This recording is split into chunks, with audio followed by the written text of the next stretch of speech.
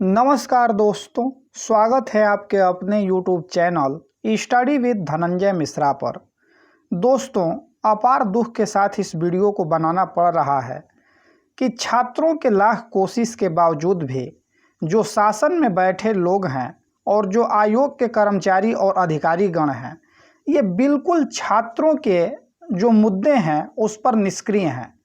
छात्र लगातार जो है कि डिमांड कर रहे थे, जो छात्र वंचित रह गए थे यूपी पीईटी 2021 का फॉर्म भरने से, क्योंकि साइट इतनी स्लो थी कि रजिस्ट्रेशन कर पाना और फॉर्म को कंप्लीट कर पाना बहुत मुश्किल काम था।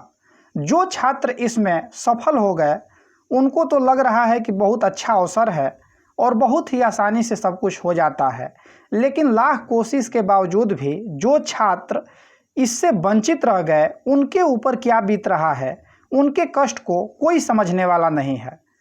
हमने लगातार जो है कि ट्विटर पर अभियान चलाया, जो यूपी की वेबसाइट है उस पर हम लोगों ने मेल किया, अपनी समस्या को वहां पर दिखाया कि क्या समस्या आ रही है।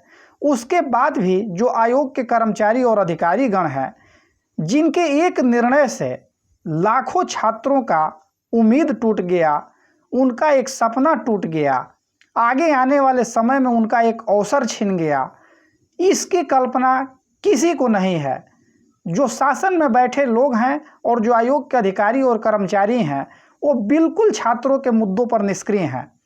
उनके कान में जू तक नहीं रेंग रहा है कि आखिर छात्र इतने परेशान हैं, यहाँ से वहाँ दौड़ रहे हैं, इतनी समस्या उनके साथ है, आखिर क्या है। उनकी बातों को एक बार सुना जाए, लेकिन बिल्कुल कोई सुनने को तैयार नहीं है।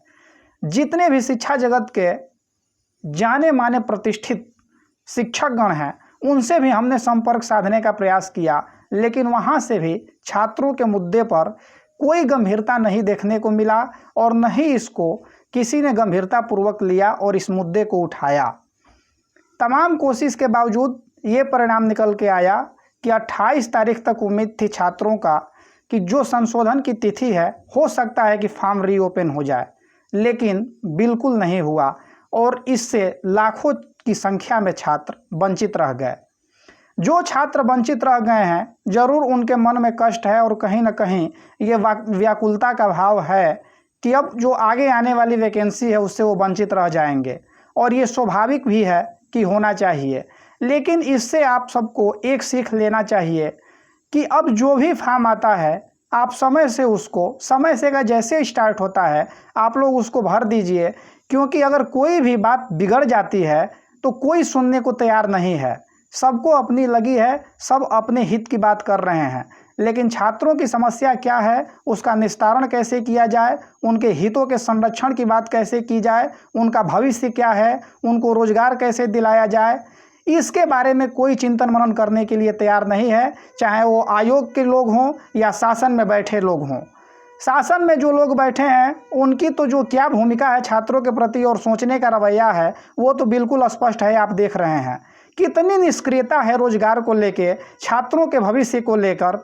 जब चुनाव आता है तो बिल्कुल इनका जो तैयारी है वो जोरों शोरों पर चलने लगता है। अभी आप देख रहे हैं कि वर्तमान में जिला पंचायत अध्यक्ष के चुनाव को लेकर कितने सरकार में बैठे लोग सक्रिय हैं और सक्रियता दिखा रहे हैं, लेकिन छात्रों के मुद्दों पर एक बार कोई खुलकर बोलने को तैयार नहीं है और सुनने को तैयार नहीं है कि क्या छात्रों की समस्या है। लेकिन आप लोग परेशान न होइए, अवसर जरूर ये छिन गया है आपसे, लेकिन आगे जो आने वाला समय है उसको कैसे बेहतर बनाया जाए, इसके बारे में अब हम सबको चिंतन मनन करना है और उस पर विचार करके उस पर आगे बढ़ना है। गिरकर उठना, उठकर चलना, यह क्रम है संसार का, कर्मवीर को फर्क न पड़ता किसी जीत या हार का। इस पंक्ति को दोहराते रहिए और आगे जो आने वाला समय है उसके बारे में चिंतन करिए कि उसको बेहतर कैसे बनाया जाए। अगर आप इस चीज़ को लेकर परेशान रहेंगे, व्याकुल रहेंगे और सोचते रहेंगे, तो जो आगे आने वाला समय है वो भी आपका खराब हो जाएगा, और भविष्य खराब हो जाने के बाद, अवसर छिन जाने के बाद कोई आपको सुनने को तैयार नहीं है और सब लोग सिर्फ और सिर्फ आपको दोष देंगे। हमने बहुत लोगों से प्रयास किया तो उसमें सिर्फ और सिर्फ छात्रों की गलती को दोहराई जा रही है। छात्र कहाँ थे, 1 महीने से क्यों नहीं फॉर्म भरे, सो रहे थे, बिल्कुल निष्क्रिय हैं। लेकिन साइट की समस्या क्या थी, साइट कितनी जो है कि स्लो चल रही थी, वो कोई नहीं सुनने को तैयार है, जबकि ये सबके संज्ञान में है कि साइट की स्थिति क्या थी। बहुत से छात्रों का मैसेज हमारे पास आया, कमेंट आया कि सर प्लीज़ कुछ कीजिए, और हमने 21 तारीख से निरंतर इस मुहिम में जुड़े रहे कि इसको कैसे भी करके साइट को रीओपन कराया जाए। लेकिन अंततः यही परिणाम निकला कि कोई हम सब की बात सुनने को तैयार नहीं हुआ, और लास्ट में लाखों छात्रों की जो भविष्य है वो खतरे में पड़ गई।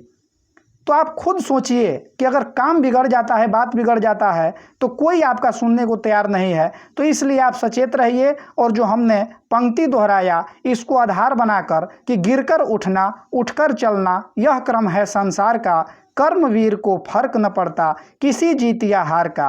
अगर हार भी मिल रही है तो आप उसको स्वीकार करके अपने लक्ष्य के पथ पर निरंतर अग्रसर रहिए।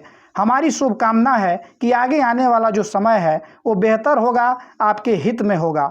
इन्हीं शब्दों के साथ अपने वाणी को विराम देते हैं, और जो भी समस्या है आप कमेंट करके बता सकते हैं। जितना भी संभव रहेगा उसका हम निस्तारण करने का प्रयास करेंगे। धन्यवाद।